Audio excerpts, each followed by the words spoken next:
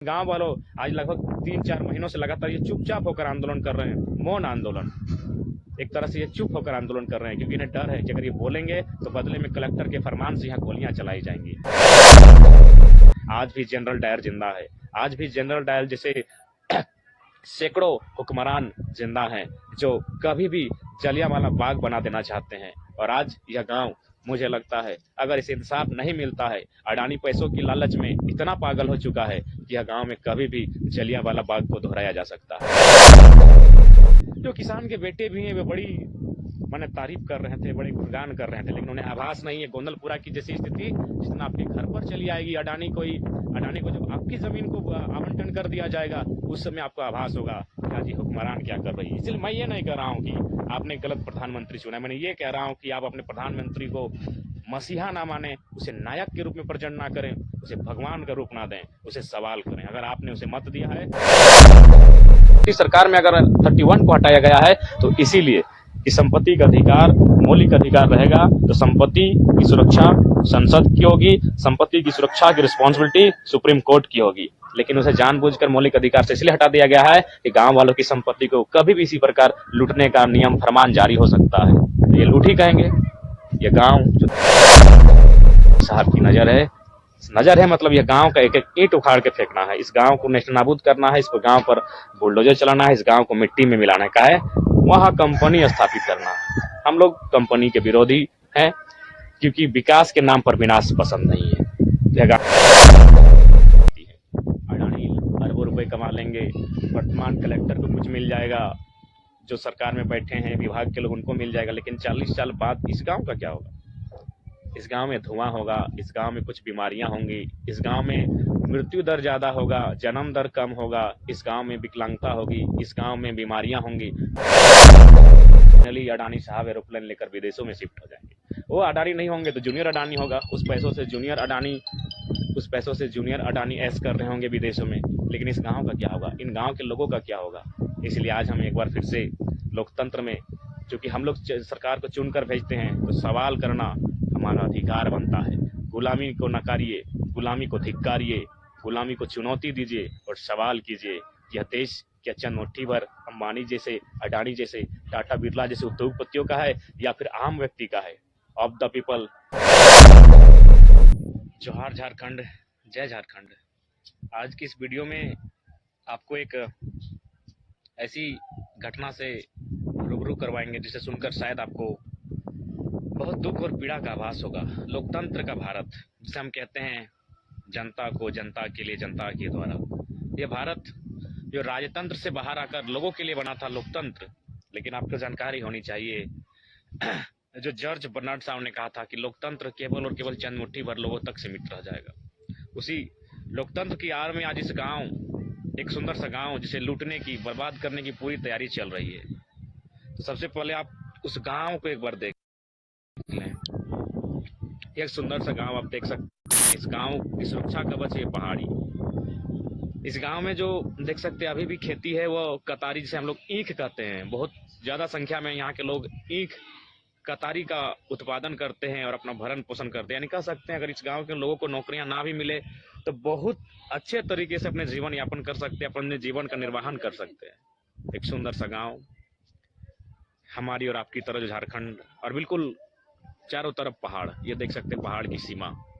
यह गांव आता है हजारीबाग जिला के बड़का गांव प्रखंड में। इस गांव का नाम है गोंदलपुरा। एक गांव, पता नहीं इसका क्या कसूर था, हजारों साल से लोग बस बसाव करते हैं। इसका शायद कसूर यही था कि इसके गर्भ में शायद कोयला छुपा था। और जानते हैं आज कोयले पर सबसे ज्यादा नजर अडानी साहब की है। और अडानी साहब कौन है ये भी आप जानते हैं। अडानी साहब प्रधानमंत्री के धर्म पुत्र हैं। कहने में गुरेज नहीं होना चाहिए और डर नहीं होना चाहिए, क्योंकि आखिर कब तक लोग डरेंगे, कब तक चुप रहेंगे। ऐसे भी आज वर्तमान केंद्र सरकार में पत्रकारिता पर अंकुश, अभिव्यक्ति पर अंकुश, तो कहीं ना कहीं आपको सच को सुनना होगा और सच को समझना होगा और सच को जानना होगा। देख सकते हैं एक सुंदर सा गांव। अभी भी ये जो खेतों में हरे भरे दिख रहे हैं, ये ईख के बागान है। बहुत ज्यादा संख्या में यहाँ ईख का उत्पादन होता है। और मैंने कहा इस गांव में लोगों को सरकारी सर्विस की आवश्यकता नहीं है, ये अपने खेती से, अपने फसलों से अपना जीवन यापन एक अच्छा ढंग से कर सकते हैं। तो चलिए थोड़ा बात करते हैं। तो देख सकते हैं फिलहाल हम लोग उसी गांव में हैं। आज बहुत दुख का विषय कि किस प्रकार केंद्र सरकार पूंजीपतियों पर लगाम ना लगाकर उन्हें खुली छूट देकर रखी है। आपको जानकारी होनी चाहिए, 80 कोल ब्लॉक का आवंटन किया गया है वर्तमान केंद्र सरकार में, और इसमें 39 कोल ब्लॉक सिर्फ और सिर्फ अडानी साहब को मिले हैं। अडानी साहब कौन है बताने की आवश्यकता नहीं है, बार बार क्यों बताएं, क्योंकि हम लोग का कैपेसिटी नहीं है, हम लोग में उतनी सामर्थ्य नहीं, इतनी बड़ी हस्ती का नाम बार बार ले सके। हम लोग छोटे बहुत कीड़े समान है उनके लिए, और कीड़े के समान इसीलिए हमारा ये सुंदर सा गाँव जो आप देख रहे हैं, जिस घर में हम खड़े हैं, इसे भी उजाड़ना है। अगर अडानी साहब सफल हो जाते हैं तो आप जो घर भी देख रहे हैं ना, इन सबको भी कोड़ कर नेशनल नाबूद, इसमें बुलडोजर चल जाएगा। क्या कसूर है इन गाँव वालों का? यही कि इनकी जमीनें हरी भरी और कुछ खनिज संपदा इस माटी के नीचे है। आप देख सकते हैं, जो घर देख रही खाली जगह नहीं, तो जिस घर को आप देख पा रहे हैं, जिन मकानों को आप देख पा रहे हैं, इन मकानों पर भी अगर गांव वाले एकजुट नहीं रहते हैं, अगर गांव वाले अपनी लड़ाई को नहीं लड़ते हैं, तो हम न जाने इस झारखंड में, इस भारत देश में कितने गांव नेशनल नाबूद हो गए हैं। आपको चांडिल डैम याद होगा, जहां 116 गांव विस्थापित हुए हैं। आज उस 116 गांव की सुधि लेने वाला कोई नहीं है। आपको बोकारो का सेल, वो चिमनी याद होगा, जहां लगभग 84 गांव विस्थापित हुए हैं। आपको मैथन डैम, आपको पंचेत डैम, आपको तमाम ऐसी परियोजनाएं याद होंगी जहां हजारों नहीं करोड़ों एकड़ जमीनें नेशनल नाबूद हुई है और गांव को कुछ नहीं मिला। उसी क्रम में आप देख सकते हैं एक सुंदर सा गांव, छोटे छोटे घर, कुछ बड़े घर, कुछ खपरेल, कुछ ढलाई, कुछ मिट्टी के घर, कुछ सीमेंट के घर। इस घर एक साथ में अडानी यहाँ सफल होता है तो खैर अडानी को यहाँ सफल नहीं होने देना है, ग्रामीणों ने ठाना है। और आपकी जानकारी के लिए बता दें कि हम लोग विकास के विरोधी नहीं है, विकास का कोई विरोधी नहीं होता, और विकास का विरोधी कोई क्यों रहे, लेकिन जमीन अधिग्रहण का एक कानून है। भूमि अधिग्रहण 2013 में कानून बना था।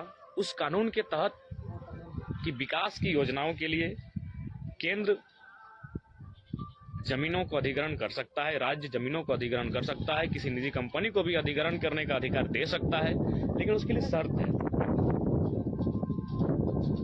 उसके लिए शर्त यह है कि सबसे पहले जो जमीनें ली जाएंगी उन्हें जमीनें दी जाएं, उस जमीन के बदले उन्हें कहीं जमीनें दी जाएं, उनका पुनर्वास, उन्हें जमीनों के बदले मुआवजा। खैर मुआवजा तो ऐसा बात नहीं अडानी कंपनी दे रही है, लेकिन मुआवजा नहीं, जमीन के बदले जमीन चाहिए। उस मुआवजे को लेकर ये कहाँ जाएंगे? क्या बोकारो के लोग इतने बड़े गांव को बसने के लिए वहां दे पाएंगे जमीन? या धनबाद के लोग दे पाएंगे, या रांची के लोग दे पाएंगे, या यहाँ से सामने हजारीबाग है, क्या हजारीबाग के लोग शहरों में जो पैसा अडानी इन्हें देगी अभी औने पौने दाम देगी, उचित दाम भी नहीं दे पाएगी, तो क्या वे लोग वहां बसने के लिए देंगे? तो इसीलिए विषय पैसा नहीं है, विषय जमीन के बदले जमीन। और यह भी कानून है, भूमि अधिग्रहण कानून 2013 के अंतर्गत जमीन के बदले जमीन का प्रावधान है। उसके बाद अगर आप किसी योजना को अगर स्थापित करते हैं तो उसमें शर्त है कि 80% जिस गांव में योजना, अगर ठीक है इस गांव को आपको उजाड़ना ही है, ये जो गांव आप देख सकते हैं बहुत सुंदर सा गांव पहाड़ों के बीच, अगर इस गांव को आपको उजाड़ना ही है, अगर इसमें बुलडोजर चलाना ही है, तो 80% लोगों की रजामंदी होनी चाहिए। लेकिन यहाँ 80 तो छोड़िए, 0.5% लोग भी रजामंदी नहीं दे रहे हैं। 80% ध्यान रहे, अगर इस गांव में 100 लोग बसते हैं तो 80 लोगों से हस्ताक्षर होना चाहिए कि हाँ हम अपनी जमीनें दे रहे हैं, हमारे घरों पर बुलडोजर चला दीजिए। लेकिन यहाँ 0.5 यानी आधे लोगों को भी रजामंदी नहीं है कि हम अपनी जमीनों को देंगे। लेकिन उसके बावजूद स्थानीय कलेक्टर, चूंकि कलेक्टर का जन सुनवाई, ग्राम सभा का अधिकार कलेक्टर का होता है, डीसी महोदय का होता है, डिप्टी कलेक्टर का होता है, लेकिन पता नहीं आज वे जो भी प्रशासनिक लोग हैं, लोकतांत्रिक अंग हैं, वे कंपनियों के अधीन हैं, या फिर उन्हें किसी का डर भय, अगर डर भय है तो उन्हें सर्विस नहीं करना चाहिए। गांव वालों आज लगभग 3-4 महीनों से लगातार ये चुपचाप होकर आंदोलन कर रहे हैं, मौन आंदोलन, एक तरह से ये चुप होकर आंदोलन कर रहे हैं, क्योंकि इन्हें डर है कि अगर ये बोलेंगे तो बदले में कलेक्टर के फरमान से यहाँ गोलियां चलाई जाएंगी। आज भी जनरल डायर जिंदा है, आज भी जनरल डायर जैसे सैकड़ों हुक्मरान जिंदा हैं जो कभी भी जलियांवाला बाग बना देना चाहते हैं। और आज यह गांव, मुझे लगता है अगर इसे इंसाफ नहीं मिलता है, अडानी पैसों की लालच में इतना पागल हो चुका है कि यह गांव में कभी भी जलियांवाला बाग को दोहराया जा सकता है। इसीलिए इस गांव को इंसाफ केवल जागरूकता दिला सकते हैं लोकतंत्र की दुहाई देने वाले। जब तक इस गांव की सुधि नहीं लेंगे, इस गांव को इंसाफ नहीं मिल सकता है। दुर्भाग्य का विषय है कि लोग नरेंद्र मोदी बिल्कुल, चूंकि अडानी का संबंध नरेंद्र मोदी से है तो स्पष्ट डर भय नहीं होना चाहिए। प्रधानमंत्री उनको चुनकर भेजा था। शायद लोगों को पाकिस्तान का मैंने बेकारी तंगहाली सुनना अच्छा लगता था, इसीलिए मोदी प्रधानमंत्री बने।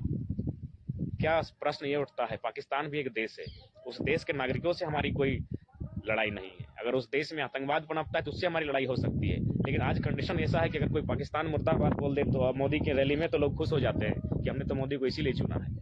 किसानों की कोई सुधि नहीं। उदाहरण आपके सामने है, किसान आंदोलन।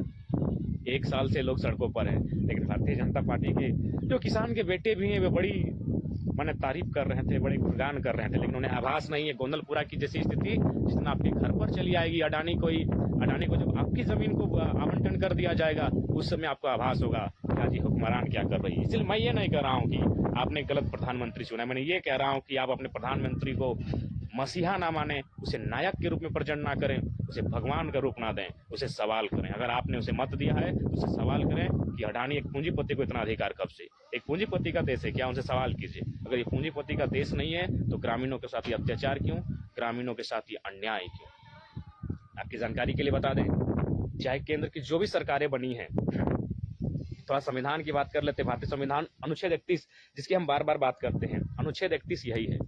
अनुच्छेद 31 अगर भारत के संविधान में मौलिक अधिकार रहता, अनुच्छेद 31 अगर भारत के संविधान में मौलिक अधिकार के तौर पर रहता तो गांव वालों की आज ये दशा नहीं होती। लेकिन जो भी सरकारें बनी है आज, लेकिन हम तो उसी सरकार की बात करेंगे जो वर्तमान में है, लेकिन पूर्ववर्ती सरकार में अगर 31 को हटाया गया है तो इसीलिए कि संपत्ति का अधिकार मौलिक अधिकार रहेगा तो संपत्ति की सुरक्षा संसद की होगी, संपत्ति की सुरक्षा की रिस्पॉन्सिबिलिटी सुप्रीम कोर्ट की होगी। लेकिन उसे जानबूझकर मौलिक अधिकार से इसलिए हटा दिया गया है कि गांव वालों की संपत्ति को कभी भी इसी प्रकार लूटने का नियम फरमान जारी हो सकता है। ये लूट ही कहेंगे।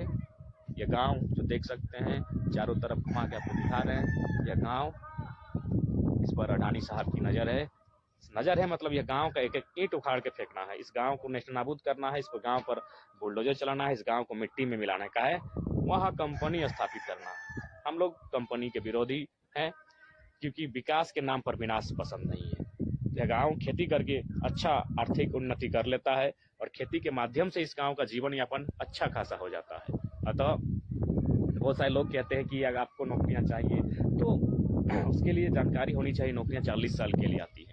अडानी अरबों रुपए कमा लेंगे, वर्तमान कलेक्टर को कुछ मिल जाएगा, जो सरकार में बैठे हैं विभाग के लोग उनको मिल जाएगा, लेकिन 40 साल बाद इस गांव का क्या होगा। इस गांव में धुआं होगा, इस गांव में कुछ बीमारियां होंगी, इस गांव में मृत्यु दर ज्यादा होगा, जन्म दर कम होगा, इस गांव में विकलांगता होगी, इस गांव में बीमारियां होंगी और फाइनली अडानी साहब एरोप्लेन लेकर विदेशों में शिफ्ट हो जाएंगे। वो अडानी नहीं होंगे तो जूनियर अडानी होगा, उस पैसों से जूनियर अडानी ऐश कर रहे होंगे विदेशों में। लेकिन इस गांव का क्या होगा, इन गांव के लोगों का क्या होगा। इसलिए आज हम एक बार फिर से लोकतंत्र में, चूंकि हम लोग सरकार को चुनकर भेजते हैं तो सवाल करना हमारा अधिकार बनता है। गुलामी को नकारिए, गुलामी को धिक्कारिए, गुलामी को चुनौती दीजिए और सवाल कीजिए। यह देश क्या चंद मुट्ठी भर अंबानी जैसे, अडानी जैसे, टाटा बिरला जैसे उद्योगपतियों का है या फिर आम व्यक्ति का है। Of the people, for the people, by the people. जनता को, जनता के लिए, जनता के द्वारा यदि उनका है तो सवाल पूछता ये सुंदर सा गांव क्यों रहेगा अडानी के निशाने पर। यह गांव हमारा है, हमारी रजामंदी नहीं इस गांव को देने की, हम नहीं देंगे यह गांव। सीधा सा उत्तर है सरकार को। ग्राम सभा स्पष्ट कहती है कि आप अगर किसी भी परियोजना के लिए जमीन लेना चाहते हैं तो उसके लिए आपको ग्राम सभा करनी होगी और ग्राम सभा में 80% यानी 100 में 80 लोगों से हस्ताक्षर करना होगा, तब जाकर आप किसी परियोजना को वहां लागू कर सकते हैं, लगा सकते हैं, स्थापना कर सकते हैं। लेकिन यहाँ 80 तो छोड़िए, यहाँ 99% लोग विरोध कर रहे हैं कि हम गाँव नहीं देंगे, हम जमीन नहीं देंगे। क्यों देंगे, ये सुंदर सा गाँव क्यों देगा जमीन, क्यों देगा, क्या मिलेगा जमीन के बदले, बस कुछ पैसे। उन पैसों से कहाँ जमीन लेंगे।